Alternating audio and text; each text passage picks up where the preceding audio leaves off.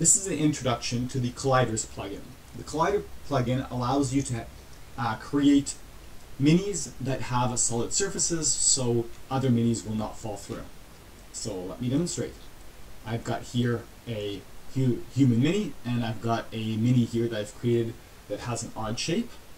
And normally if I would drop this mini on top of another mini, it would go right through, but in this case we can see it's solid.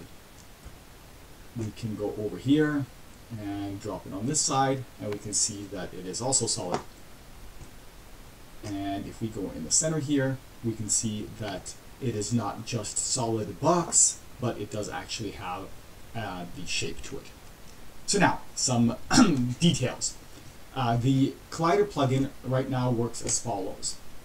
If you have a mini that does not have any colliders defined on it, it will take the shape of the mesh and turn that into a bounding box. So again, your collider is a box. It is not matching the exact shape of your mesh, but it will determine that automatically. Otherwise though, you can create a mini that has colliders, and then the plugin will take those colliders and turn them again into bounding boxes. So if your collider, for example, is a sphere, it will just take the box around that sphere. If your collider is a mesh collider, it will just take the bounds of the mesh collider.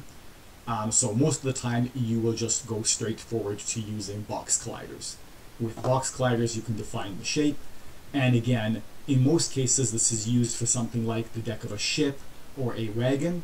So you don't need to make your colliders match your mesh exactly, because this is only for surfaces. So if you have a ship, you can very easily create a box that defines the